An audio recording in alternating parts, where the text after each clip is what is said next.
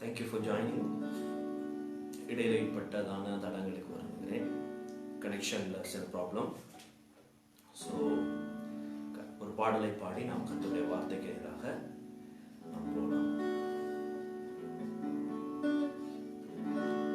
நீ சொன்னால் எல்லாமாகும்,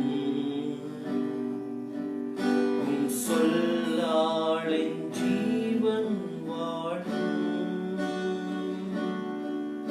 உன் கண்கள் என்னை தேடும், நான் உடைந்தாடும் உள்ளம் வாழும், உந்தன் கிருபையும் உந்தன் வார்த்தையும் எந்தன் வாழ்வை தாங்கும், உந்தன் கிருபையும் உந்தன் வார்த்தையும் எந்தன் வாழ்வை தாங்கும். பலவீனன் என்று சொல்லாமல் பலவான் என்பேன் நான், சுகவீனன் என்று சொல்லாமல் சுகவான் என்பேன் நான், பலவீனன் என்று சொல்லாமல் பலவான் என்பேன் நான், சுகவீனன் என்று சொல்லாமல் சுகவான் என்பேன் நான். மெய் தேவாவும் அன்பை காட்டவே சொந்த ஜீவனை தந்தீரையா, மெய் தேவாவும் அன்பை காட்டவே சொந்த ஜீவனை தந்தீரையா, உங்க மார்பிலே தினம் சாய்ந்து நான் முத்தமிட்டு இளைப்பாறுவேன், உங்க மார்பிலே தினம் சாய்ந்து நான் முத்தமிட்டு இளைப்பாறுவேன், உங்க மார்பிலே தினம் சாய்ந்து நான் முத்தமிட்டு இளைப்பாறுவேன்.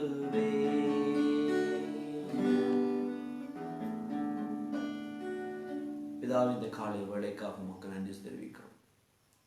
உடைய கிருபைக்காக, உடைய தயவுக்காக, உடைய இரக்கத்துக்காக ஸ்தோத்திரம். உடைய வேதத்தில் உள்ள அதிசயங்களை பார்க்கும்படி எங்கள் ஒவ்வொருவருடைய கண்களையும் திறக்கும்படியாக நசரேயனாகிய இயேசு கிறிஸ்துவின் வல்லமையான நாமத்தில் பிரார்த்தனை செய்கிறோம் எங்கள் பரிசுத்தமுள்ள நல்ல பிதாவே, ஆமென். ஹல்லேலூயா. கர்த்தருடைய பரிசுத்த நாமத்துக்கு ஸ்தோத்திரம் உண்டாகட்டும். இந்த ஞாயிற்றுக்கிழமை காலையில் உங்கள் எல்லாரையும் சந்திக்கிறதுல மிக்க மகிழ்ச்சி. இடையில் இன்டர்நெட்டில் சில பிரச்சனைகள். ஸோ நேற்று நாள் முழுவதும் ரொம்ப மழையாக இருந்தது. ஆனாலும் கர்த்தர் கிருபை நான் இன்றைய காலையில் இந்த லைவை கொடுக்க கிருபை பாராட்டினார். இடையில் ஒரு சில தடங்கள் ஏற்பட்டவைக்காக வருந்துகிறேன். இன்றைக்கு ஒரு முக்கியமான ஒரு விஷயத்தை குறித்து கற்றுக் கொடுக்க வேண்டும் என்ற ஒரு பாரம் இருந்தது. நிறைய பேர் கேட்டுக்கொண்டதுபடி எங்களுக்கு தொடர்ச்சியாக ஸ்டடீஸ் எடுங்க அண்ணா அப்படின்னு சொல்லியிருந்தீங்க, எடுங்க பிரதர் அப்படின்னு நீங்கள் சொல்லியிருந்தீங்க. அதன்படி ஒரு முக்கியமான ஒரு விஷயத்தை குறித்து நாம் இன்றைக்கு ஆரம்பிக்க போகிறோம். கர்த்தருக்கு சித்தமாக இருந்தால் வெள்ளிக்கிழமைகளில், புதன்கிழமைகளில், ஞாயிற்றுக்கிழமைகளில் இதை நம்ம கண்டினியூ பண்ணலாம் அப்படின்னு நான் நம்புகிறேன், நான் விசுவாசிக்கிறேன். புதன்கிழமைகளில், வெள்ளிக்கிழமைகளில், அப்புறம் ஞாயிற்றுக்கிழமைகளில், சனிக்கிழமை விசேஷித்தமான வாலிபர்களுக்கான கூட்டங்கள் லைவாக நடைபெறும். ஸோ இது ஒரு பைபிள் ஸ்டடி மாதிரி, ஒரு கர்த்தருடைய வார்த்தையில் நாம் நிலைத்திருக்கிறதுக்கு இது எங்களுக்கு உதவியான ஒன்று. இன்றைக்கு அதன்படி முக்கியமான ஒரு தலைப்பில் அதை நாங்கள் ஆரம்பிக்க போகிறோம். இந்த பைபிள் ஸ்டடி இது கண்டினியூவாக போகும். ஏன்னா இது ஆண்டவராக இயேசு கிறிஸ்து வருகை வரைக்கும் இருக்க போகிற ஒன்று. அதுதான் எக்லீஷியா அப்படின்னு சொல்லி ஒன்று. இன்றைய நாளில் ஆரம்பிக்கிறதான இந்த வேத பாடத்தில் இன்றைக்கான கர்த்தருடைய வார்த்தையில் நாம் கற்றுக்கொள்ள போகிற ஒரு காரியத்தில் தலைப்பு என்ன? எக்லீஷியா. எக்லீஷியா என்ற இந்த கிரேக்க வார்த்தையை தான் நாம் பகிர்ந்து படித்து கொள்ள போகிறோம் ஆவியானவருடைய உதவியோடு கூட.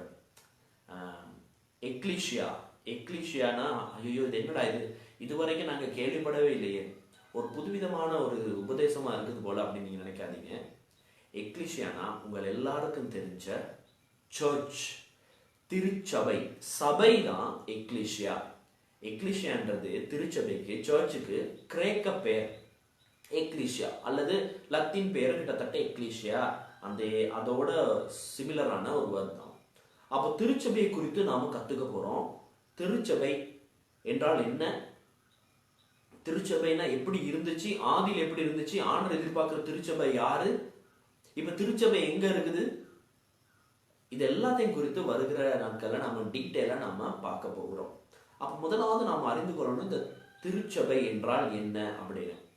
இந்த நாட்கள்ல ஒரு கொள்ளை நோய் தேசம் முழுவதிலும் பரவி இருக்கிறது நாங்கள் பார்க்குறோம். கோவிட்-19 கொரோனா வைரஸ் டிசீஸ் 19 2019 வந்ததுனால 19 இது நிமித்தமாக அநேகர் வீட்டுக்குள்ளேயே இருக்கிறாங்க. அநேக சர்ச்சுகள் பல மாதங்களாக திறக்கப்படலை, ஊழியங்கள் செய்ய முடியலை, கூட்டங்கள் வைக்க முடியலை, ஒன்றாக சேர முடியலை. இது ஏன் இப்படி நடக்குது அப்படின்னு சொன்னால், கர்த்தர் சொன்ன ஒரு காரியம் என்னன்னா, அநேக கர்த்தருடைய பிள்ளைகளுக்கும் ஊழியக்காரர்களுக்கும் திருச்சபைனா என்ன என்று நான் காண்பிக்கிறதுக்காக இதை அனுமதித்திருக்கிறேன் அப்படின்னு சொன்னாங்க. ஒன்று. ரெண்டாவது, திருச்சபைனா எது இல்லை என்றதை காண்பிக்கிறதுக்காகவும் கர்த்தர் இதை ஏற்படுத்தியிருக்கிறாங்க. உதாரணத்துக்கு திருச்சபைனா நாங்கள் நினைச்சிட்டு இருக்கிறோம் அநேகர் ஒரு கட்டடம், கல் சிமெண்ட் மண் எல்லாம் போட்டு அமைச்சு வச்சிருக்கிற அந்த மேலே இப்படி கூம்பு மாதிரி இருக்கும், மேலே இப்படி ஒரு க்ராஸ் இருக்கும், இப்படி இருக்கிறது தான் சர்ச் அப்படின்னு ஒரு மைண்ட் செட் எல்லாருக்குமே இருக்கு. பொதுவாக ஞாயிற்றுக்கிழமையில எங்கே போயிட்டு வரேன், சர்ச்சுக்கு போயிட்டு வரேன் அப்படின்வாங்க. இப்போ இந்த சூழ்நிலைகளை சர்ச்சுக்கு போக முடியலை. நீங்க வீட்டில் இருந்து ஒரு 4-5 பேர் அல்லது ஒரு 7-8 பேர் சேர்ந்து ஆராதிக்கிறீங்க. அப்ப என்னது, சர்ச்சில் இருந்து ஆராதிக்கிற நீங்க சொல்லுவீங்களா? இல்லை, வீட்டில் இருக்கிறோம் அப்படின்னு தான் சொல்லுவீங்க. ஆனா நீங்க வீட்டில் இருந்து 4-5 பேர் சேர்ந்து ஆரம்பிச்சாலும் அதுவும் ஒரு திருச்சபை தான். இதை தான் ஆண்டவர் புரிய வைக்கிறாரு. ஏன்னா வேதம் சொல்லுது, நீங்களே தேவனுடைய ஆலயமாய் இருக்கிறீர்கள். You are the temple of God. You are. நீங்க தான் தேவனுடைய ஆலயம். அவர் எனக்குள்ள வாசம் பண்ணுகிறார். நீங்களே தேவனுடைய ஆலயம்னு வேதம் சொல்லுது. அப்போ கர்த்தருடைய பிள்ளைகள், திருச்சபை என்ன? விசுவாசிகளின் கூட்டம். The gathering of the believers, the group of the believers called church. விசுவாசிகளின் கூட்டம் தான் திருச்சபை.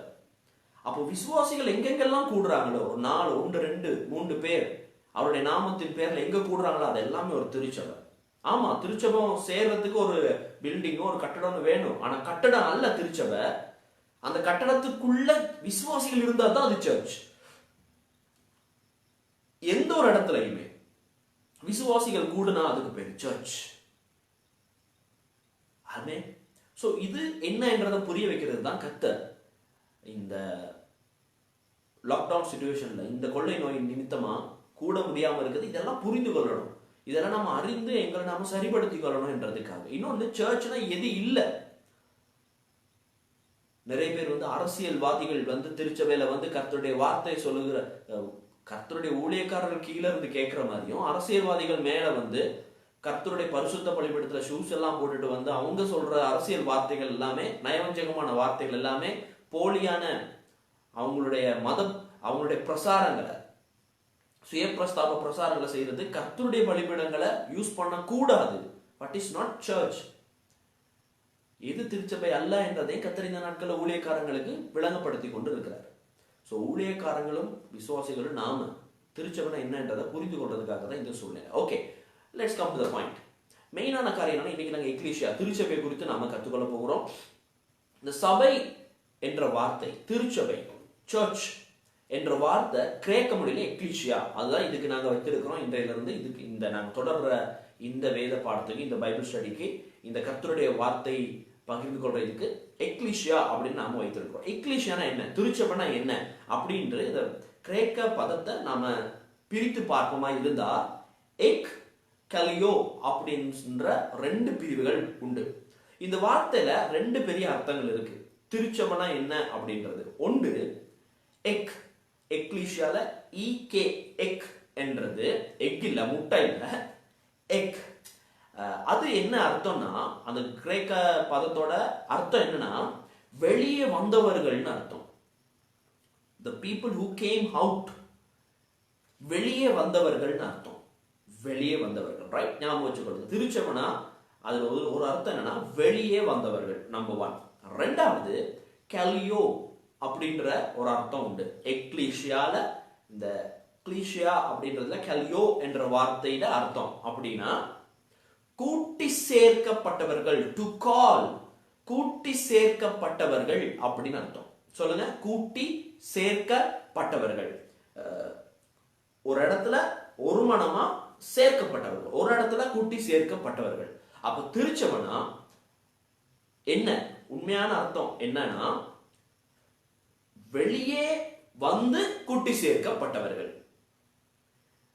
ஒரு இடத்துல இருந்து வெளியே வந்து தப்பி வந்து ஒரு இடத்துல கூட்டி சேர்க்கப்பட்டவர்கள் தான் திருச்சபை.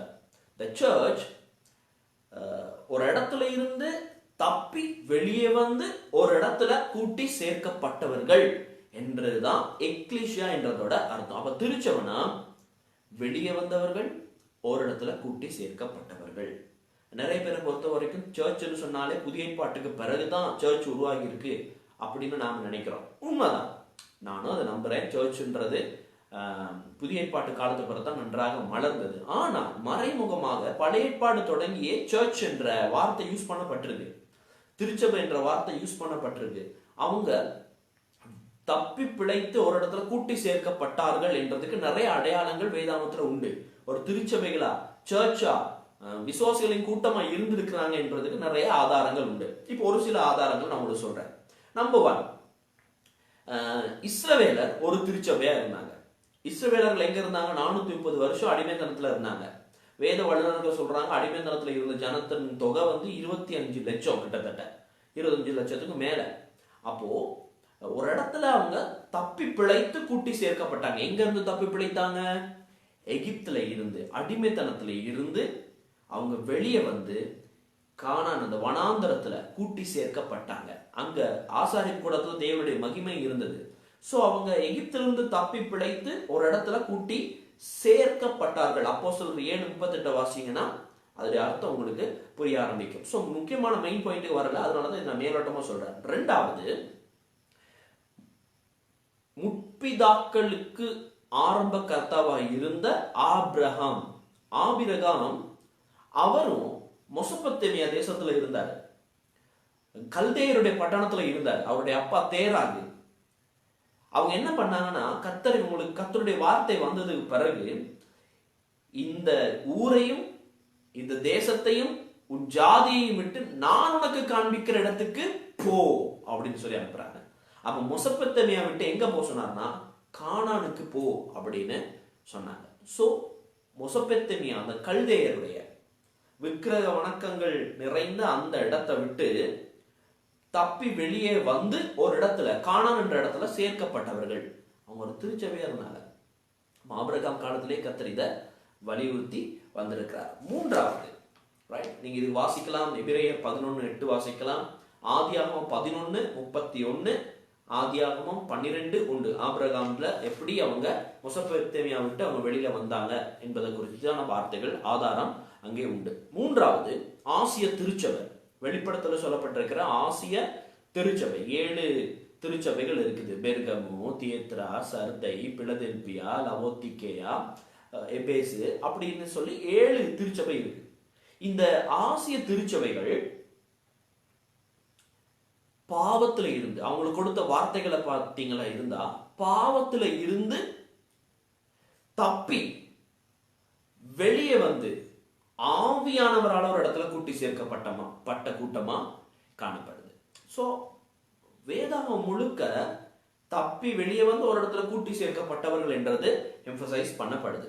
கடைசியில ஆண்டவராய் இயேசு கிறிஸ்து ரகசிய வருகையில வரும்போது சகல ஜனங்களில் இருந்தும் கர்த்தருடைய பிள்ளைகளை பிரித்தெடுத்து தப்பி வெளியே கொண்டு வந்து மத்திய ஆகாயத்துல கூட்டி சேர்ப்பார். ஸோ அங்க ஒரு திருச்சபை. ஸோ வேதாமம் முழுக்க இந்த எக்லிஷியா என்றது, அதாவது ஒரு இடத்துல இருந்து தப்பி பிழைத்து ஒரு இடத்துல கூட்டி சேர்க்கப்பட்டவர்கள், ஒரு இடத்துல இருந்து தப்பி பிழைத்து ஒரு காரியத்திலிருந்து தப்பி பிழைத்து ஒரு விடயத்திலிருந்து தப்பி பிழைத்து ஒரு இடத்துல கூட்டி சேர்க்கப்பட்டதுதான் சர்ச். ரைட்? இதை நல்லா மைண்ட்ல வைத்துக் கொள்ளுங்க. திருச்சபைனா விசுவாசிகளின் கூட்டம். திருச்சபைனா ஒரு இடத்துல இருந்து தப்பி பிழைத்து ஒரு மனமா விசுவாசிகள் கூடுகிற இடம், ஒன்று கூடுகிற இடம் தான் திருச்சபை. ரைட்? இப்போ இந்த புதிய ஏற்பாட்டு திருச்சபை அப்போஸ்தல கால திருச்சபை. அப்போஸ்தல கால திருச்சபைனா அநேக வல்லுநர்கள் சொல்றதின்படி, அநேக வரலாற்று ஆசிரியர்கள் சொல்றதின்படி திருச்சபை மலர்ந்தது. உண்மையாகவே திருச்சபை மலர்ந்தது பெந்தகோஸ்தே நாளுக்கு பிறகு, அதாவது இயேசு சுவாமியுடைய மரணத்துக்கு பிறகு அவரால் தெரிந்து கொள்ளப்பட்ட 12 சீஷர்கள். இந்த 12 சீஷர்கள் தான் அப்போஸ்தலர்கள் அப்படின்னு சொல்லப்பட்டிருக்கு. இந்த அப்போஸ்தலர்களால் உருவாக்கப்பட்டது தான் அப்போஸ்தல கால திருச்சபை. அப்போஸ்தலர் நடவடிக்கைகளை நீங்க வாசிச்சு பார்த்தீங்கன்னா சர்ச் என்ற ஒன்று உருவாகிறத நம்ம பார்க்கலாம். அப்போஸ்தலர் நடவடிக்கையில இருந்து 1ஆம் அதிகாரத்திலிருந்து வாசிச்சு பார்த்தீங்கன்னா அவங்க பெந்தகோஸ்தே நாளன்றைக்கு பரிசுத்த ஆவியானவருடைய அபிஷேகத்தை பெற்று பற்பல பாஷைகளை பேசுறாங்க. அதுக்கப்புறம் அவங்க சுவிசேஷத்தை அறிவிக்கிறாங்க. அதன் மூலமா அநேகர் ஆயிரக்கணக்கான ரட்சிக்கப்படுறாங்க. அவங்க எல்லாம் ஒரு இடத்துல கூட்டி சேர்க்கப்பட்டாங்க. அப்போ ஒரு சர்ச் மலர்ந்தது அப்படின்னு சொல்லி வாசிக்கிறோம். அப்போ திருச்சபை, புதிய ஏற்பாட்டு கால திருச்சபை என்ன, இந்த அப்போஸ்தல கால திருச்சபைனா என்ன? உண்மையான திருச்சபை மலர்ந்தது அந்த அப்போஸ்தல காலத்துல, அதாவது இயேசு சுவாமி மரித்ததுக்கு பிறகு. கிட்டத்தட்ட நாம வாழ்ற காலத்துல 2020 வருஷத்துக்கு முன்பதான், கிட்டத்தட்ட 2000 வருஷத்துக்கு முன்பதான் உருவாக்கப்பட்டதுதான் இந்த திருச்சபை. அப்ப இருக்கிற திருச்சபைகளுக்கும் இப்ப இருக்கிற திருச்சபைகளுக்கும் என்ன வித்தியாசம், இதை நம்ம பார்க்க போகிறோம். அப்ப இருக்கிற திருச்சபைகள் எப்படி இருந்துச்சு, திருச்சபைனா என்ன, திருச்சபைனா என்னென்ன விஷயங்களை கொண்டிருந்தது என்றதை நாம பார்க்க போறோம். அப்பதான் இப்ப நாங்க இருக்கிற சர்ச்சஸ் எல்லாம் கரெக்டா நடக்குதான்னு எங்களுக்கு தெரியும். விசுவாசிகளுக்கு அப்பதான் தெரியும் நாம போகிற சர்ச் கரெக்டான சர்ச்சா இல்லையான்னு. நாம போகிற இருக்கிற இடம் கரெக்டான திருச்சபையா என்ற எங்களுக்கு அப்பதான் தெரியும். பாருங்க, இந்த ஒரு கொள்ளை நோய் சூழ்நிலையில எத்தனை ஊழியக்காரங்க அவங்களோட திருச்சபை விசுவாசிகளை போன் பண்ணியும் கண்டாக்ட் பண்ணியும் எப்படி இருக்கிறீங்க, சாப்பிட்டீங்களா, என்ன நடக்குது, தேவையெல்லாம் சந்திக்கப்படுதா அப்படின்னு சொல்லிட்டு போன் பண்ணி விசாரிச்சு ஒரு கால்ல அவங்களுக்கு ஒரு பிரார்த்தனை சரி செய்தாங்க. எத்தனை ஊழியக்காரங்க? அப்படி இல்லாம இருக்கிற நிறைய ஊழியக்காரங்களை நான் பார்க்கிறேன், நான் கேள்விப்படுறேன். விசுவாசிகளை கவனிக்கிறதுக்கு கூட நேரம் இல்லாம உலகத்துல ஏற்பட்டிருக்கிற இந்த கொரோனா வைரஸ் ஒரு ஊழியக்காரனையே கட்டுப்படுத்தி வச்சிருக்கு. அப்படின்னா என்ன அர்த்தம்னா, ஊழியக்காரன் கொரோனாவுக்கு பயந்துகிட்டு இருக்கிறான்னு அர்த்தம். ஏண்டா, ஆண்டவர் இதுல எல்லாத்துல இருந்து உங்களை விடுதலையாக்கி தானே எங்களை ரட்சித்தாரு. உலகத்துல எந்த காரியம் ஏற்பட்டாலும் அது உனக்கு ஏற்படாதுன்னு எங்களுக்கு வாக்கு கொடுத்திருக்கிறாரே. எகிப்தியருக்கு உண்டு பண்ணின எந்த ஒரு வியாதியும் உன்னை அணுகாதுன்னு சொல்லியிருக்கிறாரே. அவருடைய தழும்புகளால் சுகமாவீர்கள் என்று சொல்லியிருக்கிறாரே. இப்படி கர்த்தருடைய விசுவாசிகளை விசாரிக்காத ஊழியக்காரங்க, பாஸ்டர்ஸ் மாதிரி எத்தனை பேர்? அது ஒண்ணு. 2, விசுவாசிகள் நீங்க உங்களோட பாஸ்டர்ஸ் மாதிரி சரி போன் பண்ணி நீங்க எப்படி இருக்கிறீங்க பாஸ்டர், சாப்பிட்டீங்களா, அதையும் விசாரிக்க வேண்டிய கடமை விசுவாசிகளுக்கு உண்டு. அழைப்புல பாருங்க, ஒரு தீர்க்கதரிசியா இருந்தா அவன் தேவ பிரசன்னத்துல தான் சுத்திக்கிட்டு இருப்பான். இதான் ஒரு அழைப்பு. ஒரு தீர்க்கதரிசி தேவ பிரசன்னத்துல இருக்கணும் என்றது அவனுடைய வாஞ்சியா இருக்கும், அவனுடைய தாகமா இருக்கும், அவனுடைய பாரமா இருக்கும். அவனுடைய பிரசன்ஸ் அவனுடைய பிரசன்னத்துல இருக்கணும். இதுதான் ஒரு தீர்க்கதரிசியுடைய பாரம். ஒரு சுவிசேஷனுடைய பாரம் என்னன்னா, அந்நிய ஜனங்கள், ரட்சிக்கப்படாத ஜனங்கள், அவங்க மத்தியிலே தான் அவனுடைய உணர்வும் சிந்தையும் அவங்க மத்தியில தான் இருக்கணும்னு பிரியப்படுவான். ஒரு போதகன் வேதாகமத்தை திறந்து ஆராய்ச்சி செய்து நிறைய புத்தகங்களை வைத்து அது அங்க சொல்லுது, கிரீக் இங்க சொல்லுது, எபிரேயா இப்படி சொல்லுது, இப்படின்னு வேதாகமத்துக்குள்ளேயே வேதத்தை திறந்து அதுல இருக்கிற ஆழங்களை புரிந்து அதுக்குள்ளேயே சுத்திக்கிட்டு இருக்கிறது தான் போதகன். அப்ப மெய்ப்பண்ணா யாரு? மெய்ப்பன் விசுவாசிகள் மத்தியில சுத்திக்கிட்டு இருக்கணும். மெய்ப்பண்ணா விசுவாசிகளை குறித்து கரிசனை எடுக்கணும். மெய்ப்பண்ணா விசுவாசிகள் என்ன செய்யறாங்க, அவங்க சாப்பிட்டாங்களா, அவங்க என்ன சூழ்நிலை இருக்கிறாங்கன்னு விசாரிக்கிறவனா இருக்கணும். அப்படி விசாரிக்காதவங்க என்ன மெய்ப்பன்? சோ கர்த்தருடைய பிள்ளைகள் இந்த நாட்கள்ல நாம அறிந்து கொள்ளணும் உண்மையான திருச்சபை என்ன, உண்மையான திருச்சபைன்னு எது இல்லை என்பதை நாங்க புரிந்து கொள்ளணும், அறிந்து கொள்ளணும். அதுக்குதான் இந்த பைபிள் ஸ்டடி. அந்த காலத்துல திருச்சபை பெந்தகோஸ்தே நாட்கள்ல பிறகு உருவாகின இந்த திருச்சபை எப்படி இருந்தது, இப்ப நம்முடைய சர்ச் எப்படி இருக்குன்னு நீங்களே ஒப்பிட்டு பாருங்க. அந்த காலத்துல எப்படி சர்ச் இருந்துச்சு, இப்ப சர்ச்சஸ் எல்லாம் எப்படி இருக்கு அப்படின்னு நாங்க பார்க்க போறோம். நான் ஒப்பிட்டு யாரையுமே குறை சொல்ல போறது இல்லை. அந்த காலத்துல சர்ச் எப்படி இருந்துச்சு நான் உங்களுக்கு சொல்ல போகிறேன். நீங்க ஊழியக்காரங்க நீங்க இதை பார்ப்பீங்களா இருந்தா அதுக்கேற்ற விதமா உங்களை இந்த நாட்கள்ல மாத்திக்கொள்ளா விட்டால் திருச்சபைகள்ல நிறைய மாற்றங்கள் வருகிறதை நாம காண போகிறோம். நிறைய மாற்றங்கள் வரும் திருச்சபையில. ஊழியக்காரர்கள் இந்த நாட்களை பயன்படுத்தி திருச்சபையில் இருக்கிற விடயங்களை சரிப்படுத்தாவிட்டால் திருச்சபைக்குள்ள நிறைய மாற்றங்களை கர்த்தர் கொண்டு வர போகிறார். தலைவர்களை கர்த்தர் மாற்றுவார். கமிட்டின்ற பேர்ல ஜெபம் இல்லாம மாம்சீக ஞானத்தை பயன்படுத்தி செயல்படுகிற கூட்டங்கள் எல்லாம் கர்த்தர் கலைப்பார். அதெல்லாம் சிதறடிக்கப்படும். திருச்சபை இந்த நாட்களில் ஜாக்கிரதையா இருந்து விசுவாசிகளுக்காக பிரார்த்தனை செய்கிற ஒரு இடமா நபரா நீங்க மாறணும். திருச்சபையே ஜாக்கிரதை. இது கர்த்தர் கொடுத்திருக்கதான அருமையான தருணம். இந்த தருணத்துல எங்கள் குறைவுகள் எல்லாம் விட்டு ஒரு மெய்ப்பனா இருந்தா உங்களோட அழைப்புக்கேற்ற விதத்துல நீங்க செய்யாவிட்டால் கர்த்தருடைய கண்கள் பார்த்து கொண்டிருக்கிறது. சங்கீதம் 14:2 சொல்லுது. அதே வார்த்தை சங்கீதம் 52 சொல்லப்பட்டிருது. உணர்வோடு என்னை தேடுகிறோம் உண்டோ என்று பார்க்க பரத்திலிருந்து கர்த்தர் கண்ணோக்கினார். ஆமா, உணர்வோடு தேடுற திருச்சபை இருக்குதா, ஊழியக்காரர் இருக்குதா இந்த கர்த்தருடைய கண்கள் பார்க்கிறது. சோ திருச்சபைனா என்ன, உண்மையான திருச்சபைனா என்ன என்றதை நாம பார்க்க போகிறோம். நம்பர் 1, திருச்சபை என்றால் ரட்சிக்கப்பட்டவர்களின் கூட்டம். அந்த ஆதி அப்போஸ்தல காலத்துல சொல்லப்பட்டிருக்கிற படி திருச்சபைனா எப்படிப்பட்டவங்க சேர்க்கப்பட்டாங்க, எப்படிப்பட்டவங்க இருந்தாங்க அப்படின்றத நாங்க பார்க்கிறோம். திருச்சபை, உண்மையான திருச்சபைனா என்ன அப்படின்னா ரட்சிக்கப்பட்டவர்களின் கூட்டம். அதான் திருச்சபை. ரட்சிக்கப்பட்டவர்களின் கூட்டம்னா மனம் திரும்பி ஞானஸ்நானம் எடுத்து ரட்சிக்கப்பட்ட கூட்டம். ஒரு சில வசனங்களை வாசிக்கலாமா? அப்போஸ்தலர் 2:47. அப்போஸ்தலர் புத்தகத்தை நல்லா திருப்பி வைத்துக் கொள்ளுங்க. ஏன்னா அப்போஸ்தலர் புத்தகத்தை தான் கண்டினியூவா நாம பார்க்க போகிறோம். டோட்டலா அப்போஸ்தலர்ல திருச்சபை என்று முதலா பாவிக்கும் போது இந்த விஷயம் தான் சொல்லப்பட்டிருக்கு. 2வது இடத்துல என்ன சொல்லப்பட்டுச்சோ அதை நாம பார்க்க போகிறோம். 3வது இடத்துல என்ன சொல்லப்பட்டிருக்குதோ திருச்சபைன்னு வருகிற இடங்கள்ல என்னென்ன விஷயங்கள் சொல்லப்பட்டிருக்கு அதுக்கு ரகசியங்களை தான் நாம பார்த்துக்கிட்டு இருக்கிறோம். இப்ப திருச்சபைனா என்ன, உண்மையான ஒரு திருச்சபைனா ஆதி அப்போஸ்தல திருச்சபைனா எப்படி இருந்தது, எப்படி இருக்க வேண்டும், எப்படிப்பட்டவங்க இருந்திருந்தாங்க என்றதை நாங்க பார்த்து நீங்க ஒப்பிட்டு பாருங்க உங்களோட திருச்சபையில இதெல்லாம் நடக்குதா இல்லையான்னு சொல்லி. Okay right. அப்போஸ்தலர் நடவடிக்கைகள் 2:47. அப்போஸ்தலர் நடவடிக்கைகள் 2:47 நான் வாசிக்கிறேன், என்னோட கூட சேர்ந்து நீங்களும் வாசிங்க. தேவனை துதித்து ஜனங்கள் எல்லாரிடத்திலும் தயவு பெற்றிருந்தார்கள். ரட்சிக்கப்படுகிறவர்களை கர்த்தர் அனுதினமும் சபையிலே சேர்த்து கொண்டு வந்தார் அப்படின்னு சொல்லப்பட்டிருக்கு. ரட்சிக்கப்பட்டவர்களை கர்த்தர் அனுதினமும் சபையிலே சேர்த்து கொண்டு வந்தார் அப்படின்னு சொல்லப்பட்டிருக்கு. அப்ப திருச்சபைனா ரட்சிக்கப்பட்டவர்களின் கூட்டம் திருச்சபை. ரட்சிக்கப்பட்டவங்க இருக்க வேண்டிய இடம் திருச்சபை. ரட்சிக்கப்பட்டிருக்கிறவங்க இருக்க வேண்டிய சேர வேண்டிய இடம் திருச்சபை அப்படின்னு பார்க்கலாம். ரட்சிக்கப்பட்ட கூட்டம். அப்போ ரட்சிக்கப்பட்ட கூட்டம் அப்படின்னா என்னன்னு நமக்கு தெரியணும். இப்ப ரட்சிக்கப்பட்டவர்கள்னா யாரு, ரட்சிப்புனா என்ன என்றது நமக்கு முதலாவது தெரியணும். ரைட். இன்றைய காலை வேளையில நாம் இதை நாம பார்க்க போகிறோம். திருச்சபையை குறித்து பார்க்கிறோம். திருச்சபைனா யாருன்றதை குறித்து பார்த்தோம். திருச்சபை எது உள்ள, திருச்சபைனா என்ன என்றதை குறித்து கர்த்தர் பேசினாரு. திருச்சபை எப்படி இருக்குன்றது குறித்து கர்த்தர் பேசினாரு.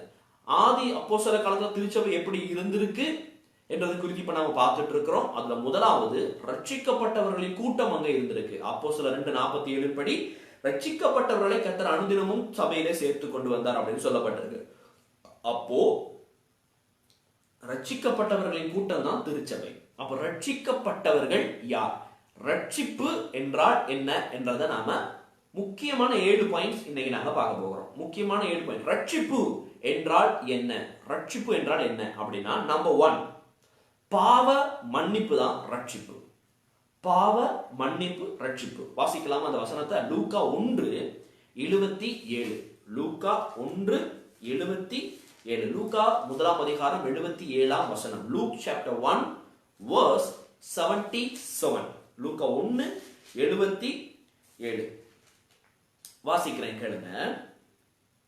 நமது தேவனுடைய உருக்கமான இரக்கத்தினாலே அவருடைய ஜனத்துக்கு பாவ மன்னிப்பாகிய ரட்சிப்பை தெரியப்படுத்தவும் அவருக்கு முன்பாக நடந்து போவாய். அவருடைய ஜனத்துக்கு முன்பாக பாவ மன்னிப்பாகிய ரட்சிப்பை அப்படின்னு சொல்லப்பட்டிருக்கு. அப்போ முதலாவது ரட்சிப்பு என்றால் என்னன்னா பாவ மன்னிப்பு. நீங்க பாவம் செய்திருக்கிறீங்களா? நீங்க ஒரு பாவியா? அந்நிய காரியங்கள் நீங்க முந்தி வணங்கி இருப்பீங்க. அதுக்கெல்லாம் நீங்க ஆண்டவரே நான் தப்பு பண்ணிட்டேன் என்று சொல்லி நீங்க மனம் திரும்பி உங்களோட மதம் மாறுறது இல்ல, மதம் மாறுறது அல்ல ரட்சிப்பு.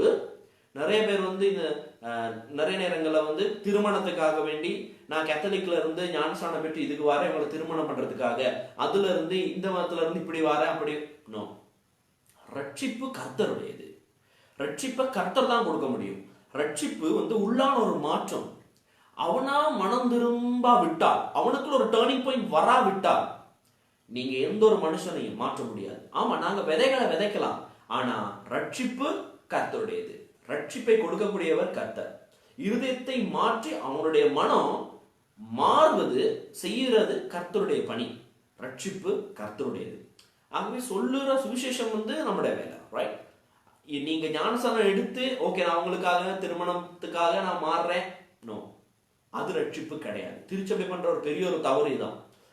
கல்யாணத்துக்காக வேண்டி திருமணத்துக்காக வேண்டி ஓகே அவர் ரட்சிக்கப்பட்டாதான் நான் அவருக்கு கல்யாணம் பண்ணி வைப்பேன். ஆமா, ஞானஸ்நானம் எடுத்து 3 கிளாஸ் வா, ஞானஸ்நானத்தை பத்தி சொல்லி கொடுக்குறேன், நோ. திருச்சபை ரட்சிக்கப்பட்ட கூட்டம். உண்மையான உள்ளான வாழ்க்கையில மாற்றம் இருக்கணும். ரட்சிப்புனா பாவ மன்னிப்பு. நான் செய்த தவறு ஆண்டவரை, நான் இந்த வாழ்க்கையில் இப்படி அசுத்தமான காரியம் செய்திருக்கிறேன், தவறுகளை செய்தேன். எங்களோட குட் ஃப்ரைடே மீட்டிங்ல, லைவ்ல நாங்கள் செய்த மீட்டிங்ல ஒரு சகோதரன் சாட்சி சொன்னாரு. குட் ஃப்ரைடேல உண்மையா தேவனுடைய பிரசன்னம் அவரை தொட்டது.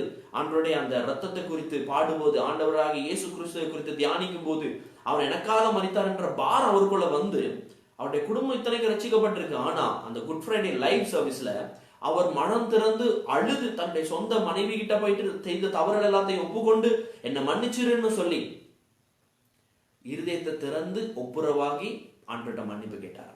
எஸ், அதுதான் உண்மையான ரட்சிப்பு. ரட்சிப்பு கர்த்தரிடத்திலிருந்து வரணும், ஒரு மனுஷனிடத்திலிருந்து வர முடியாது. ரட்சிப்புக்கான வழிகள் தான் நாம செய்யறோம். சுவிசேஷம் அறிவிக்கிறது, நோட்டீஸ் கொடுக்கறது. ஆமா, ஸோ ரட்சிப்பு என்றால் பாவத்திலிருந்து மன்னிப்பு. நீங்க பாவ மன்னிப்பு பெற்றுட்டீங்களா? உங்களோட பாவங்கள் எல்லாம் ஆண்டவர்கிட்ட அறிக்கையிட்டீங்களா? உங்களோட அசுத்தமான வாழ்க்கையை அறிக்கை செய்யுங்க. ஒரு கிறிஸ்தவனுடைய வாழ்க்கையில இருக்க வேண்டிய முக்கியமான ஒரு காரியம்னா, எங்களை அறிந்து அறியாமல் எங்களை பாவங்கள் தொடரலாம், பாவ காரியங்கள் நாங்க பார்க்கலாம். ஏன்னா கரைப்பட்ட ஒரு உலகத்துல நாங்க வாழ்றோம். அப்போ எங்களுடைய ஆவி, ஆத்ம, சரத்தை தினம் தினம் நாங்க சுத்திகரிக்க வேண்டியது மிக அவசியமா இருக்குது. காரணம், நாங்க பரலோகத்துல வாழல, பூமியில ஒரு பரலோக பிள்ளைகளா நாங்க வாழ பிரியப்பட்டு பிரயாசப்பட்டு இருக்கிறோம். இதுல நிறைய போராட்டங்கள் மத்தியில வாழ்ந்து கொண்டிருக்கிறோம். ஆகவே பாவத்திலிருந்து மன்னிப்பு பெறுவது, பாவத்தை அறிக்கை செய்து விட்டு பாவத்துக்கு மன்னிப்பு பெறுவதுதான் ரட்சிப்பு. உங்கள் பாவங்களை அறிக்கை செய்யுங்க. என்ன தவறு செய்தாலும், ஆண்டவரனே இப்படி தப்பு பண்ணிட்டேன், தவறுகளை செய்துட்டேன், இப்படி ஒரு அசுத்தமான காரியத்தை நான் செய்துட்டேன்னு ஓப்பனா வாய் திறந்து சொல்லி ஆண்டவரத்துல அறிக்கை பண்ணுங்க. அதை கன்ஃபெஸ் பண்ணுங்க. வாய் திறந்து சொல்றதுதான் அறிக்கை. தனிமையில போயிட்டு ஆண்டவரை இப்படி செய்தேன், தவறு செய்தேன், என்னை மன்னிச்சு கொள்ளுங்க அப்படின்னு சொல்றது. ஆண்டவரே ஆமா என்னை மன்னித்து கொள்ளுங்க, நான் யூடியூப்ல அசுத்தமான காரியங்கள் எல்லாம் நான் பார்த்தேன், ஆண்டவரே என்னை கண்களை நான் கெடுத்து போட்டேன் அப்படின்னு ஓப்பனா ஆண்டவர்கிட்ட சொல்லணும். ஏன்னா நீங்க செய்யும் போது அந்த இடத்துல கர்த்தருடைய கண்கள் பார்த்தது தானே. அப்ப திருப்பி அதை மனம் திரும்பும் போது நாம் அதை சொல்றதுல மட்டும் கூச்சமா? இல்ல, ஓப்பனா அதை நாங்க சொல்லணும். சோ பாவ மன்னிப்பு தான் ரட்சிப்பு, நம்பர் 1. நம்பர் 2, ரெண்டாவது காரியம், ரட்சிப்பு என்றால் என்ன? இப்ப நாங்க ஒரு உண்மையான திருச்சபைனா என்னன்றதை நாங்க பார்க்கிறோம். உண்மையான திருச்சபையில நம்பர் 1 ரட்சிக்கப்பட்டவர்களின் கூட்டம் தான் திருச்சபை. அந்த ரட்சிக்கப்பட்ட கூட்டம் சொன்னா ரட்சிப்பு என்றால் என்னன்றதை நாங்க இப்ப பார்த்துட்டு இருக்கிறோம். அதுல முதலாவது லூக்கா 1:77 படி பாவ மன்னிப்பு தான் ரட்சிப்பு. ரெண்டாவது எரேமியா 4:14. Jeremiah chapter 4 verse 14. எரேமியா 4:14. ரட்சிப்பு என்றால் என்ன என்றது குறித்து எரேமியா தீர்க்கதரிசியில சொல்லப்பட்டது. எரேமியா 4:14.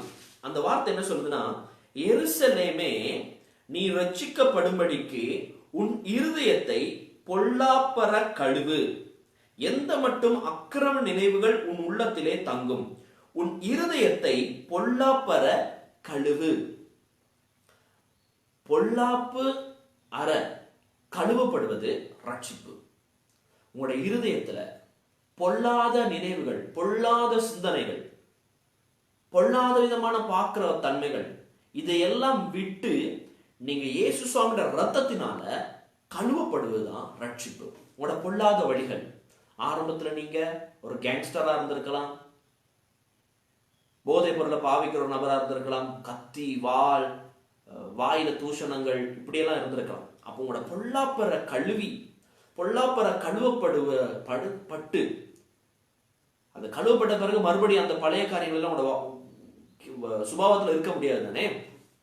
டோட்டலா மாறுற ஒரு தன்மை இருக்கணும் தானே. ஆமா, உங்களோட பொல்லாப்புகள் அற கழுவப்படுவதுதான் ரட்சிப்பு.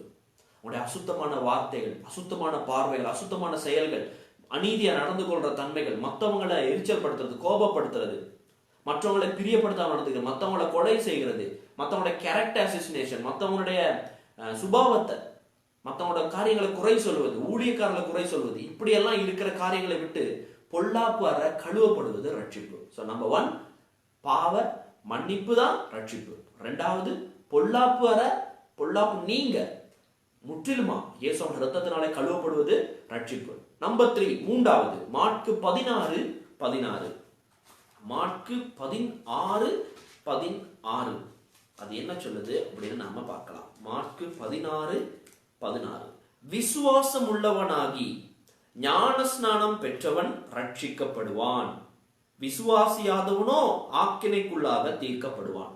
வசனம் தெளிவா சொல்லுது. மாற்கு 16:16. விசுவாசம் உள்ளவனாகி ஞான ஸ்நானம் பெற்றவன் ரட்சிக்கப்படுவான். அப்போ ரட்சிப்பு என்றால் என்ன? மூன்றாவது, மனம் மாறி ஞான ஸ்நானம் பெறுகிறவன் ரட்சிக்கப்படுவான். நான் உங்கள்கிட்ட கேள்வி கேட்கிறேன். இதை பார்த்து கொண்டிருக்கிற நீங்க ஞான ஸ்நானம் பெற்றீங்களா? என்ன ஞான ஸ்நானம் பெற்றீங்க? தெளிப்பு ஞான ஸ்நானமா, மூழ்கின ஞான ஸ்நானமா? என்ன பிரதர் ஒரு மாதிரி கேட்குறீங்க, தெளிப்பு ஞான ஸ்நானம் தப்பரா அப்படின்னு? இல்லை, நான் உங்களுக்கு ஒரு காரியம் சொல்றேன். எது சரி எது தப்புன்றதை விட நாம ஃபாலோ பண்றது ஜீசஸ் கிரைஸ்ட், இயேசு கிறிஸ்துவை நாம பின்பற்றுகிறோம். ஆமென். எஸ் ஆமென். யா. அப்போ இயேசு சுவாமி தெளிப்பு ஞானஸ்நானம் பெற்றாரா, ஷவர் ஞானஸ்நானம் பெற்றாரா, அல்லது மூழ்கி ஞானஸ்நானம் பெற்றாரா? கொஞ்சம் யோசிச்சு பாருங்க. சர்வ வல்லமையுள்ள தேவன், அவர் யோவான் ஸ்நானகன், முழுக்க யோவான் ஸ்நானகன், ஜான் தி பேப்டிஸ்ட போயிட்டு ஞானஸ்நானம் பெறுறதுக்கு என்ன அவருக்கு உண்டு? அவர் சர்வத்தையும் படைத்த தேவன் அல்லவா, தேவனுடைய குமாரன் அல்லவா? ஏன் அவர் போய் பெறணும்? எங்களுக்கும் உங்களுக்கும் வழிகாட்டுறதுக்காக தான். இதை பின்பற்றுகிறது வழிகாட்டுறது தான். இயேசு சுவாமியோட வழியை பின்பற்றுகிறதவன் கிறிஸ்தவன். இயேசு சுவாமி மூழ்கி ஞானஸ்நானம் பெற்றாரு, அவருக்கு கீழ்ப்படியணுமே. அவரே எடுத்து நான் எடுத்திருக்கேன், நீ எடு. மூழ்கி ஞானஸ்நானம் பெற வேண்டும். ஞான ஸ்நானம் என்றால் என்ன? ஞானம் வந்த பிறகு எடுக்கிற ஸ்நானம். ஸ்நானம்னா குளியல், ஃபுல்லா மூழ்கணும். ஞான ஸ்நானம். பிராமின்ஸ், அடிக்கடி பிராமின் அவங்களோட பேசுனீங்கன்னா இந்தியால பிராமணர்கள்னு இருக்கிறாங்க ஒரு குழுவினர், பூனை எல்லாம் போட்டிருப்பாங்கல்ல, அவங்க ஏண்டி அம்மா நான் ஆத்துக்கு போய் ஸ்நானம் பண்ணிட்டு வர்றேன் அப்படின்னு சொல்லுவாங்களா இல்லையா? நிறைய நேரங்களில் நாங்கள் டிவிலாம் நான் பார்த்துருக்கோம்ல, பிராமணர்கள் எப்படி பேசுவாங்கன்னு. இந்தியம்மா நான் கையில் ஒரு சம்பவம் வச்சு நான் போய் ஸ்நானம் பண்ணிட்டு வந்துடுறேம்மா அப்படின்னு மாதிரி சொல்லுவாங்க. இப்போ ஸ்நானம் என்னன்னா மூழ்கிறது, தண்ணியில் ஃபுல்லாக மூழ்கணும். ஞானம் வந்த பிறகுனா எந்த ஞானம் வந்த பிறகு? அறிவு இந்த ஞானமா? இல்லை. இயேசு கிறிஸ்து தான் வழி, இயேசு கிறிஸ்து தான் சத்தியம், இயேசு கிறிஸ்தன் ஜீவன். அவருடைய ரத்தமே அல்லாமல் என்னை எதிலிருந்து மீட்க முடியாது, அவருடைய ரத்தம் தான் என்னை மீட்கும், அவர் தான் ஒரே ரட்சகர் என்ற அந்த ஞானம் வந்ததுக்கு பிறகு அதுக்கு அடையாளமா பழைய மனுஷனை நான் களைந்து போட்டு தண்ணி எதுக்கு அடையாளம்? சுத்திகரிப்புக்கு அடையாளம். உங்களோட கையில ஏதோ அசிங்கம் பட்டுருச்சு, ரைட்? இப்போ இந்த கொரோனா நாட்கள்ல அடிக்கடி எதை கழுவ சொல்றாங்க? கையை கழுவ சொல்றாங்க. எதுல? பெட்ரோலையா கழுவ சொல்றாங்க, டீசல்லையா கழுவ சொல்றாங்க? தண்ணியில கழுவுங்க அடிக்கடி. ஏன்னா தண்ணீர் சுத்திகரிப்புக்கு அடையாளம். சோ உங்களுடைய பாவ மனுஷன் தண்ணியில சுத்திகரிக்கப்படுறதுக்கு அடையாளமா இருக்கிற தண்ணியில முழுவதுமாய் மூழ்கி பழைய மனுஷன் போயிட்டு புதிய மனுஷனாக புது சிருஷ்டியான மாற்றப்படுகின்றதுக்கு அடையாளம் தான் ஞானஸ்நானம். ஞானஸ்நானம் is a sign that you are a Christian. நீர் ஒரு கிறிஸ்தவன் என்பதற்கு ஞானஸ்நானம், முழுக்கு ஞானஸ்நானம் ஒரு அடையாளம். இயேசு கிறிஸ்து வைத்த அடையாளத்தை பின்பற்றுகிற நீ ஒரு கிறிஸ்தவனாக இருந்து ஞானஸ்நானம் எடுக்கணும். நீங்க ஞானஸ்நானம் எடுத்துட்டீங்களா? அநேகர் என்கிட்ட கேட்குறீங்க, ஞானஸ்நானம் கொடுங்க பிரதர் அப்படின்னு. Yes, I am going to conduct baptism class very soon. ஞானஸ்நானம் எடுக்க ஆயத்தம் உள்ளவர்களுக்காகவே வருகிற கிழமையில விசேஷமா ஒரு நாள், வேணா அடுத்த சாட்டர்டே கூட நம்ம வச்சுக்கலாம். ஓகே, ஞானஸ்நானம் எடுக்க விருப்பம் உள்ளவர்கள் வருகிற சனிக்கிழமையில லைவ் வீடியோவில் நான் உங்களுக்கு ஷேர் பண்ணுறேன். ஞானஸ்நானத்தை குறித்து தானே முக்கியமான மிக தெளிவான விடயங்களையும் அதில் முக்கியமான இறையலையும், த தியாலஜி ஆஃப் த பேப்டிசம், அதில் எல்லா விஷயங்களையும் ஷேர் பண்ணுறேன். ஞானஸ்நானம் பெற விருப்பம் உள்ளவர்கள் கமெண்ட் பண்ணுங்க. என்னுடைய வாட்ஸ்அப் குரூப்பில் பர்சனல் மெசேஜர் போடுங்க, brother I would like to take baptism, not 777-241175. நீங்கள் சொல்லி நீங்கள் கன்ஃபார்ம் பண்ணுவீங்களா இருந்தா எஸ், உங்களுக்கு ஞானஸ்நானம் கொடுக்கறதுக்கான சகல காரியங்களை நாங்கள் செய்ய ஆயத்தமாக இருக்கிறேன். ஸோ நாட் 777-241175க்கு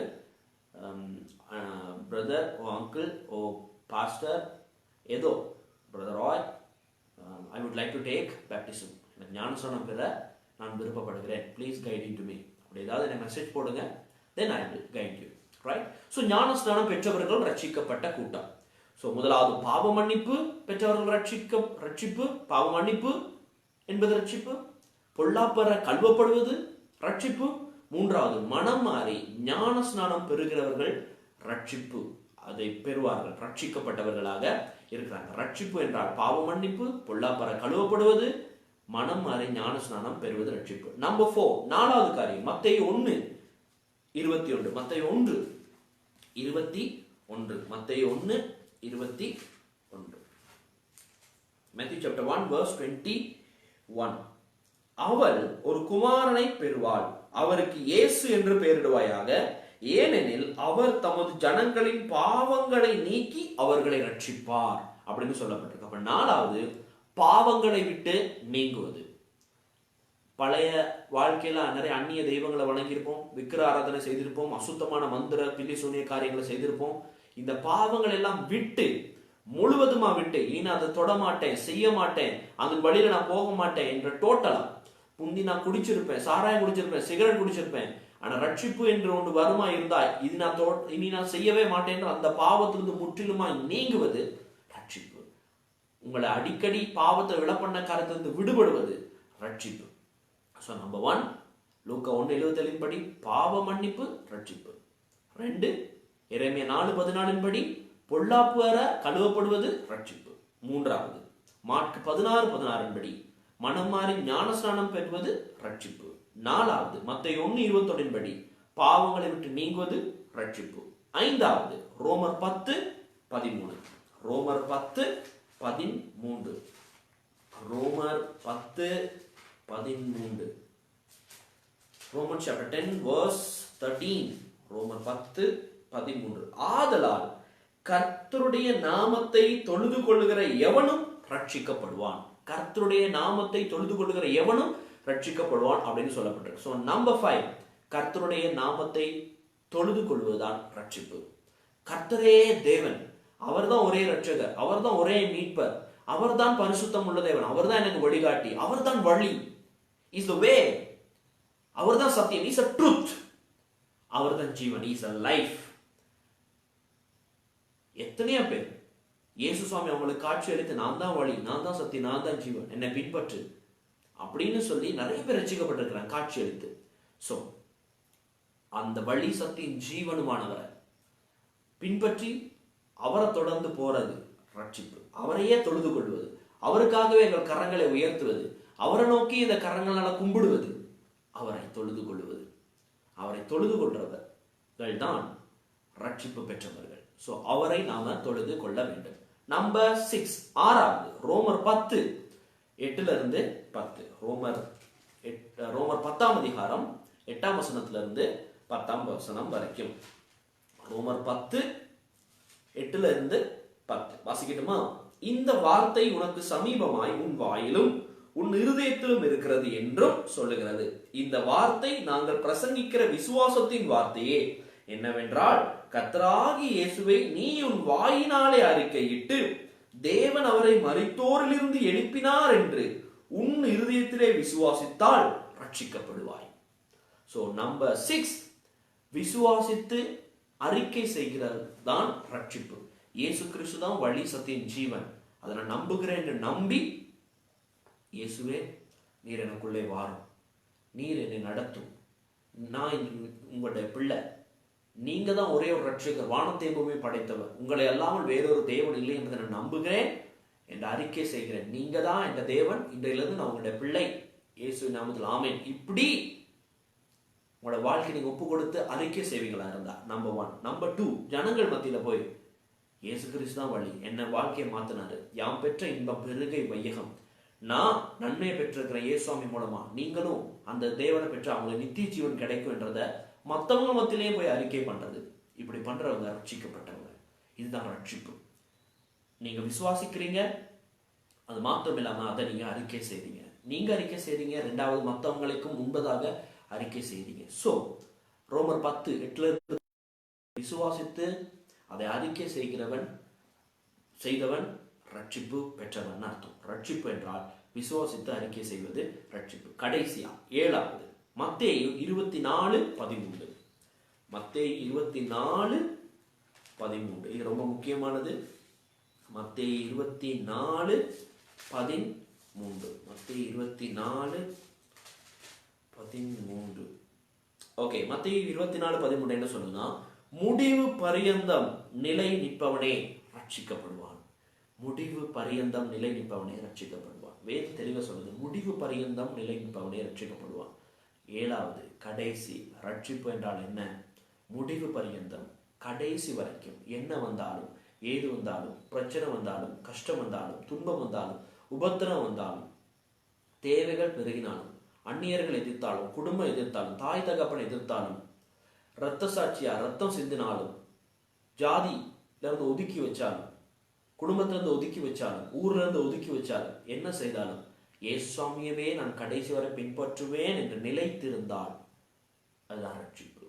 இயேசுவுக்காக கடைசி வரை என்ன துன்பங்கள் பிரச்சனைகள் வந்தாலும், உபத்திரம் வந்தாலும் அவருக்காக நிலைத்திருந்தால் அது ரட்சிப்பு. இந்த 7 காரியங்களை உங்களை ஒப்பு கொடுக்குறீங்களா? இப்ப நான் ஒரு கேள்வி கேட்கிறேன், உண்மையா நீங்க ரட்சிக்கப்பட்டுட்டீங்களா? ரட்சிப்பு என்றால் இந்த 7 அம்சங்களை கொண்டது. எதை குறித்து பார்த்துட்டு இருக்கிறோம்? உண்மையான திருச்சபைனா என்னன்னு பார்க்கிறோம்.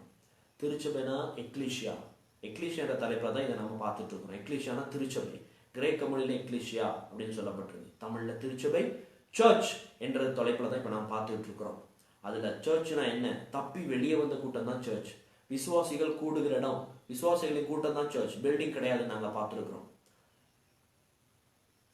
இந்த உண்மையான சர்ச், ஆதி அப்போஸ்தல காலத்துல உண்மையான சர்ச் என்றா என்ன என்றதை நாங்க பார்த்துட்டு இருக்கிறோம். உண்மையான அப்போஸ்தல கால திருச்சபை போல இன்றைக்கு இருக்கிற சர்ச்சஸ்ல நிறைய விஷயங்கள் இல்லை. அப்ப நாங்க அதை ஒப்பிட்டு நம்ம பார்த்துட்டு இருக்கிறோம். அப்ப உண்மையான சர்ச் எப்படிப்பட்ட ஒரு சர்ச்? அது ரட்சிக்கப்பட்டவர்களின் கூட்டம் அப்படின்னு நம்ம பார்த்தோம். நம்பர் 1, முதலாவது ரட்சிக்கப்பட்டவர்களின் கூட்டம் தான் சர்ச்.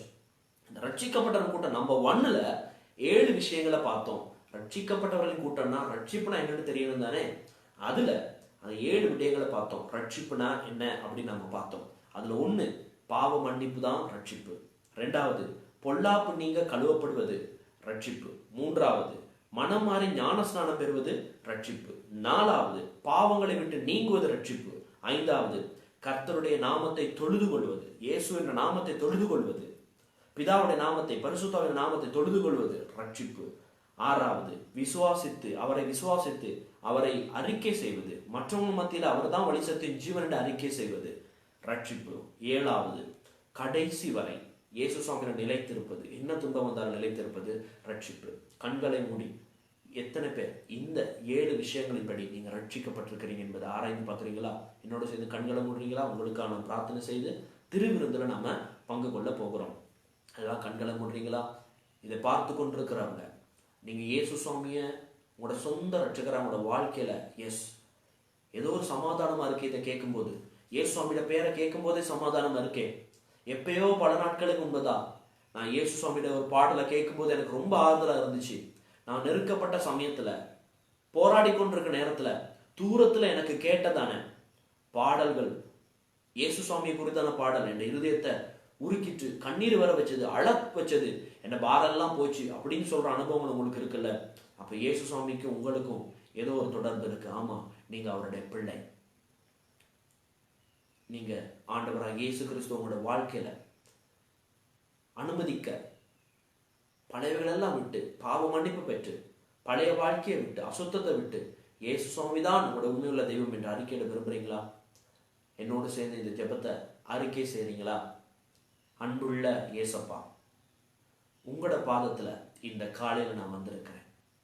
நான் உண்மையுள்ள ரட்சிக்கப்பட்ட, ரட்சிப்பை பெற்றுக்கொண்ட பிள்ளையாக வாழ விரும்புகிறேன். நீங்க தான் இன்று முதல் என்னுடைய இரட்சகரும் மீட்பரும் தேவனும் என்று நான் அறிக்கை செய்கிறேன். என்னை எல்லா பாவத்திலிருந்தும் பிசாசின் பிடியிலிருந்தும் உம்முடைய பரிசுத்தமுள்ள இரத்தத்தினாலே கழுவி நீக்கியறணும், சுத்திகரியும். இன்று முதல் நான் உம்முடைய பிள்ளை. எல்லா பாவங்களையும் விட்டு மனம் மாறி உங்களை நான் முழு இதயத்தோடு பின்பற்றி நீங்க எழுதி வைத்த வேதத்தை வாசித்து அதன்படி நடக்க முழுவதுமாய் நான் என்னை ஒப்புக் கொடுக்கிறேன். உம்முடைய பிள்ளையாக என்னை இன்று முதல் ஏற்றுக்கொள்ளும் நல்ல பிதாவே. ஆமேன், ஆமேன். பிதாவே, இயேசுவின் நாமத்தில் இதை அறிக்கை செய்த ஒவ்வொருவருடைய வாழ்க்கையில் இருக்கிற எல்லா பாதகமான அசுத்த வழிகளை இயேசுவின் நாமத்தில் நான் நிர்மூலமாக்கி போடுகிறேன். எல்லா அசுத்த குறைகள், பலவீனங்கள் இயேசுவின் நாமத்தில் நிர்மூலமாய் போவதாக. இவங்களை பிடித்து வைத்திருக்கிற சத்துரோடு இருக்கிற தொடர்புகள் இயேசுவின் நாமத்தில் நீங்குவதாக. ரட்சிப்பு, இவர்கள் ரட்சிக்கப்பட்ட கூட்டம் என்று சொல்வதற்கு ஏதுவாக இவர்களை பிடித்து கீழே இழுக்கிறதான எல்லா இருளின் ஆதிக்கம் இயேசுவின் ரத்தத்தினாலே நிர்மூலமாய் போகும்படி கட்டளையிடுகிறேன். இந்த பிள்ளைகளுடைய வாழ்க்கையை விடுதலையாக்குகிறேன். இயேசு சுவாமியின் ரத்தத்தினாலே, இயேசு சுவாமியுடைய வார்த்தையினாலே, இயேசு சுவாமியுடைய நாமத்தினாலே கட்டளையிடுகிறேன். இந்த பிள்ளைகளை விடுதலையாக்குகிறேன். இயேசுவின் நாமத்தில் இன்றைக்கு ரட்சிக்கப்பட்டவர்களின் கூட்டம் என்றதில் நாம் பார்த்த இந்த 7 முக்கியமான குறிப்புகளை தியானம் பண்ணி அதில் நடக்க கிருபை பாராட்டுங்க. ஞான ஸ்நானம் எடுக்க தங்களை ஒப்பு கொடுத்த அத்தனை பிள்ளைகளோட வாழ்க்கையை நீங்க கற்றுக் கொடுத்து வழிகாட்டுங்க. இயேசு கிறிஸ்துவின் வல்லமுள்ள நாமத்தில் பிதாவே, ஆமென், ஆமென். அப்படியே வீட்டில் இருக்கிறவங்க பரிசுத்த பந்திக்கு நாங்கள் எங்களை ஆயத்தப்படுத்தலாமா? வீட்டில் தலைவர்கள், வீட்டில் இருக்க தலைவி, நீங்க அப்பமாக வைத்திருக்கிற விஷயத்தையும், அப்பமாக நீங்க வைத்திருக்கிற விடயத்தையும், இயேசுவின் ரத்தத்துக்கு அடையாளமா நீங்க வைத்திருக்கிறதான விடயத்தையும் எடுத்துக்கொண்டு ஆண்டவருடைய பரிசுத்த சமூகத்துல உடனே அப்பத்துக்கு அடையாளமா இருக்கிறதையும் ரத்தத்துக்கு அடையாளமா நீங்க எடுத்து வைத்திருக்கிற விடயங்களை கொண்டு வந்து குடும்பமாக கண்களை மூடி கரங்களை கூப்பி முழங்கால் படியிட்டு அது உங்க நடுவில் வச்சு அதை பார்த்து அதை தரிசித்து அந்த இடத்துல இருக்கிறதான அப்பத்துக்கு அடையாளமா இருக்கிறதும் இரத்தத்துக்கு அடையாளமா இருக்கிறதும் இயேசு கிறிஸ்துவுடைய சரீரமும் அவருடைய ரத்தமும் என்றதை மனசு கண்முன்பதா கொண்டு வாங்க. ஆண்டவரே, உங்களுடைய மாம்சம் தான் இந்த இடத்துல இருக்கு, உங்களுடைய ரத்தம் தான் இந்த இடத்துல இருக்கு என்றதை நான் நம்புறேன். ஆண்டவரே, உங்களுடைய மாம்சம் எனக்காக கிழிக்கப்பட்டது, உங்களுடைய ரத்தம் எனக்காக கிழிக்கப்பட்டது.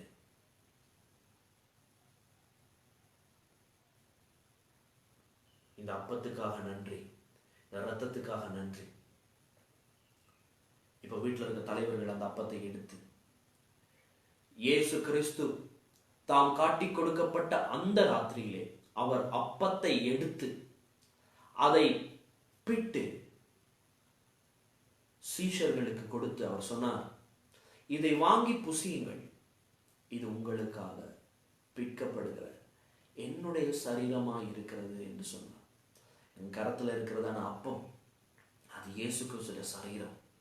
இது இந்த வாய்க்குள்ள போகும்போது அந்த சரீரமாகிய கிறிஸ்துவின் திருச்சபையோட இணைக்கப்பட்டிருக்கிற பரலோகத்துல அவரோட சேர்ற நாள் வரைக்கும் இது அவரை நினைவு கூர்ந்து கொண்டே இருக்குது. இந்த மாம்சத்துல அவர் இருக்கிறார், என்னோட தொடர்புல இருக்க, என்னோட உறவுல இருக்கிறார், அவர் எனக்குள்ள வாசம் பண்ணுகிறார், அவருடைய மாம்சம் எனக்குள்ள இருக்கிறது என்பதற்கு ஒரு அடையாளமாக இருக்கிறது. இந்த அப்பத்தை உங்கள் குடும்பத்தில் இருக்கிற ஒவ்வொரு அங்கத்தினர்களுக்கும், சிறியோர் பெரியோர் அத்தனை பேருக்கு, ரட்சிக்கப்பட்ட இயேசு சுவாமி சொந்த ரட்சகராக பின்பற்றுகிற அத்தனை பேர் கரங்களை மீத நீங்க விட்டு கொடுங்க. Thank you, wonderful Jesus. இது உங்களுக்காக பிற்கப்படுகிற இயேசு கிறிஸ்துவின் சரீரம். இது உங்களுக்காக பிற்கப்படுகிற இயேசு கிறிஸ்துவின் சரீரம். இது உங்களுக்காக பிற்கப்பட்ட இயேசு கிறிஸ்துவின் சரீரம். இது உங்களுக்காக பிற்கப்பட்ட இயேசு கிறிஸ்துவின் சரீரம்.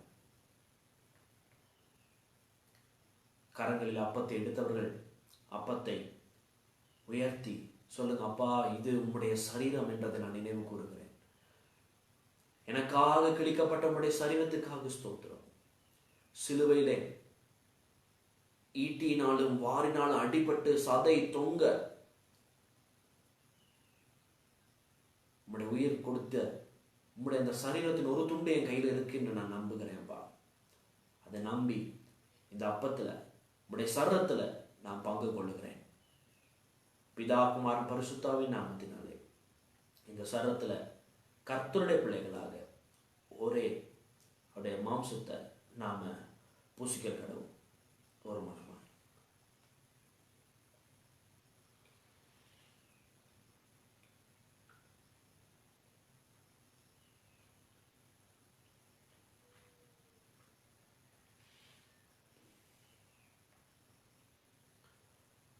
வீட்டு தலைவர்கள் கையில ரத்தத்துக்கு அடையாளம் இருக்கிற பானத்தை எடுத்து போஜனம் பண்ணின பின்பு அந்தபடி அவர் பாத்திரத்தை எடுத்து இதை வாங்கி நீங்க குடியுங்க, இந்த ஒரே பாத்திரத்துல நீங்க பானம் பண்ணுங்க, ஏனென்றால் இது உங்களுக்காக சிந்தப்படுகிற என்னுடையதான ரத்தம், என்னை நினைவு கூறும்படி இதை செய்யுங்கள் என்றார். ஆமா, ரத்தம் தான் ஒரு மனுஷனுடைய உயிர். தன் உயிரையே அவர் கொடுத்தார். உலகத்துல அவருடைய முழு ரத்தத்தையும் அவர் இந்த பூமியில சிந்தினார். இது எனக்காக எங்களுக்காக சிந்தப்பட்ட இயேசு சுவாமியுடைய ரத்தம். பிதாவே, இந்த ரத்தத்துக்காக நன்றி. இந்த ரத்தம் புதிய உடன்படிக்கையின் ரத்தம், பரிசுத்தமுள்ள ரத்தம். எங்களுக்காக நகர வாசலுக்கு புறம்பே சிந்தப்பட்டதான ரத்தம், பிசாசின் கீழில் அழிக்கிறதான ரத்தம், எல்லா நோய் வியாதிகளும் அழித்து போடுகிற ரத்தம், பாவத்தை கழுவுகிற ரத்தம், சுத்திகரிக்கிற ரத்தம், எங்களை நீதிமானாய் மாற்றுகிற ரத்தம். இந்த ரத்தத்துக்காக ஸ்தோத்திரம். ஒரே பாத்திரத்துல நாம் எல்லாருமா இந்த ரத்தம் இயேசு சுவாமியோட ரத்தமாக இருக்கிறது. இதை சரீரத்துக்குள்ள இறங்கும் போது என்னுடைய ரத்தத்தோடு கலந்து நித்திய ஜீவனுக்கு ஏதுவான வழி எனக்கு உண்டாக்கி அவரை சந்திக்கும் வரைக்கும் நினைவு கூறும்படி இந்த ரத்தம் எனக்குள்ளே இருக்கிறது என்பதற்கு அடையாளமா இது ஒரே பாத்திரத்துல நாம் பானம் பண்ணலாமா? இது உங்களுக்காக சிந்தப்பட்ட இயேசு கிறிஸ்துவின் ரத்தம். ஒரே பாத்திரத்துல குடும்பமாக நாம் இதுல பங்கு கொள்ளலாம்.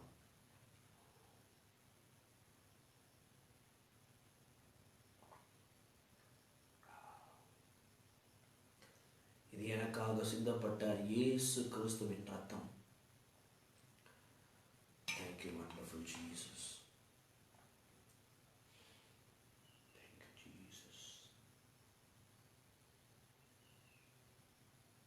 எல்லா கண்களையும் மூடி கரங்களை உயர்த்தி சொல்லுங்க, அப்பா உமக்கு நன்றி. ஓ, உம்முடைய பரிசுத்த பந்திக்காக நன்றி, உம்முடைய அப்பத்துக்காக நன்றி, உம்முடைய ரத்தத்துக்காக நன்றி. ஹல்லேலூயா, உமக்கு ஸ்தோத்திரம். ஹல்லேலூயா, ஹல்லேலூயா. நன்றி, நன்றி. ஓ, நன்றி தெரிவிக்கிறோம்ப்பா. நீங்க பரிசுத்தம் உள்ளவர், நீங்க ராஜாதி ராஜன், நீங்க தேவாதி தேவன், நீங்க கர்த்தாதி கர்த்தர், நீங்க பரிசுத்தம் உள்ள தேவன். நன்றி அப்பா, உங்களுடைய அப்பத்துக்காக நன்றி, உங்களுடைய சரத்துக்காக நன்றி, உங்களுக்கு நன்றி. ஹல்லேலூயா, நன்றி, நன்றி அப்பா, நன்றி. ஹல்லேலூயா. பறந்து காக்கும் பட்சியை போல எங்களை காக்கும் கர்த்தாவே, பட்சிக்க என்னும் சத்துரு முன்னே ஆதரவாக இருப்பவரே, வாத என்னை அணுகாமல் கூடாரமாக இருப்பவரே, வாத என்னை அணுகாமல் கூடாரமாக இருப்பவரே, யாவே, யாவே, யாவே, யாவே, யாவே, யாவே, யாவே, ரோஃபேகா, யாவே, ரோஃபேகா. இயேசுவின் நாமத்தினாலே இதை பார்த்துக் கொண்டிருக்கிற, இதை கேட்டுக் கொண்டிருக்கிற யார் யாருடைய சரீரத்துல, குடும்பத்துல, குடும்ப தலைவருடைய வாழ்க்கையில வியாதிகள் பலவீனம் உண்டோ, இயேசுவின் நாமத்தில் சுகமளிக்கிற வல்லமை இறங்கட்டும் இப்பொழுது. இயேசு கிறிஸ்துவின் வல்லமுள்ள நாமத்தினால ஒரு பலன், சுகம், ஆரோக்கியமோட சரீரத்துல இறங்கட்டும். பக்கத்துல உங்களோட வீடுகள்ல யாரும் வியாதியஸ்தர்கள் இருந்தா அவங்க மேல கரங்களை வைங்க. உங்களோட வலது கரத்தை எடுத்து அவங்க தலையில வைங்க. உங்கள் கரத்துல என்ன இருந்தாலும் அதை எடுத்து அவங்களோட நெற்றிகளை பூசி, தலையில பூசி, உங்கள் வலது கரத்தை எடுத்து வைத்து சொல்லுங்க, இயேசுவின் நாமத்தினாலே எல்லா பலவீன, நோய், வியாதி, கட்டுப்பாட்டை இழக்கிற தன்மைகள் இயேசுவின் நாமத்தில் நீங்குவதாக எனக்கு கட்டளையிடுகிறோம் என்று சொல்லுங்க. இயேசுவின் நாமத்தில் இந்த இடத்திலிருந்து தேவனுடைய பரிபூரண சுகத்தையும் பலத்தையும் ஆரோக்கியத்தை நான் கட்டவிழ்கிறேன். பரிபூரண சுகத்தை, பலத்தை, ஆரோக்கியத்தை கட்டவிழ்கிறேன். தேவனுடைய விடுதலை சுகத்தையும் இயேசுவின் நாமத்தினாலே கட்டவிழ்கிறேன். பரிபூரண சுகத்தை பெறுவார்களாக இயேசுவின் நாமத்தினாலே. யாவே, யாவே, யாவே, யாவே, யாவே, யாவே, யாவே, ரோஃபேகா, யாவே, ரோஃபேகா. இயேசுவின் நாமத்தினால் பார்த்துக்கொண்டு ஒவ்வொரு பிள்ளைகள் மேலையும் சுகத்தையும் பலத்தையும் ஆரோக்கியத்தை கட்டவிழ்கிறேன். கர்த்தர் உங்களை ஆசீர்வதித்து காக்க கடவர். கர்த்தர் தம்முடைய முகத்தை உங்கள் மேல் பிரகாசிக்க பண்ணி உங்கள் மேல் கிருபையா இருக்க கடவர். கர்த்தர் தம்முடைய முகத்தை உங்கள் மேல் பிரசன்னமாக்கி உங்களுக்கு சமாதானம் கட்டளையிட கடவர். அதற்கு கர்த்தருடைய ஜனங்கள் சொல்வார்கள், ஆமென். அதற்கு கர்த்தரால் தெரிந்து கொள்ளப்பட்டவர்கள் சொல்வார்கள், ஆமென். அதற்கு கர்த்தரால் முத்திரை போடப்பட்டவர்கள் சொல்வார்கள், ஆமென். எல்லாரும் சேர்ந்து சொல்லுவோம், மாரநாதா, மாரநாதா, ஆமென். கர்த்தராகிய இயேசுவே சீக்கிரமாய் வாரும். இருக்கிற இடத்துல நாம் எல்லாருமா கடைசி ஜெபத்தை சொல்லுவோமா? என் ஆத்துமாவே கர்த்தரை ஸ்தோத்திரி. என் முழு உள்ளமே அவருடைய பரிசுத்தமுள்ள நாமத்தை ஸ்தோத்திரி. என் ஆத்துமாவே கர்த்தரை ஸ்தோத்திரி. கர்த்தர் செய்த சகல உபகாரத்தையும் என்றென்றைக்கும் மறவாதே. ஆமென். ஆமென். God bless you. கர்த்தர் இந்த ஓய்வு நாள் உங்களுக்கு ஆசீர்வதித்து கொடுப்பார். இந்த கிழமை முழுவதும் கர்த்தருடைய பெரிதான பாதுகாப்பு, பராமரிப்பு, அந்யோன்ய ஐக்கியம், வழிகாட்டல் உங்களையும் உங்கள் குடும்பத்தையும் நிச்சயமாய் அவருடைய இரத்தத்தின் வல்லமையினாலே பாதுகாத்து நடத்தும். தொடர்ந்து வருகிற நாட்கள்ல இந்த திருச்சபை என்ற தலைப்புல நம்ம கர்த்தருடைய வேத பாடங்களை நாம படிக்கலாம், கற்றுக்கொள்ளலாம். ஆவியானவர் துணை கொண்டு இந்த லிங்கை மற்றவங்களுக்கு ஷேர் பண்ணுங்க. இந்த ஞாயிற்றுக்கிழமையில திருச்சபைக்கு போக முடியாத ஜனங்களுக்கு ஷேர் பண்ணுங்க. விசேஷமா ரட்சிக்கப்படாத ஜனங்களுக்கு ஷேர் பண்ணுங்க. அது அவங்களுக்கு இந்த ஸ்டடி அவங்களுக்கு ரொம்ப ஆசீர்வாதமாக இருக்கும். அடுத்த ஒவ்வொரு காரியங்களையும் வருகிற நாட்கள்ல உங்களுக்கு நான் அப்டேட் பண்றேன். ஜீசஸ் மினிஸ்ட்ரி ஸ்ரீலங்கா உங்களுக்கு தெரிந்த மற்ற நண்பர்களுக்கு சப்ஸ்கிரைப் பண்ணி அதில் ஆட் பண்ண சொல்லுங்க. ஸோ அவங்க தொடர்ந்து இந்த வீடியோஸ்களை பார்க்கலாம். God bless you. கர்த்தர் உங்கள் எல்லாரையும் அபரிதமாக ஆசீர்வதிப்பார். அவருடைய வழிகாட்டல், அவருடைய பேலன்ஸ், சுகம், ஆரோக்கியம் உங்கள் ஒவ்வொருவரையும் நடத்தும். God bless you. Have a wonderful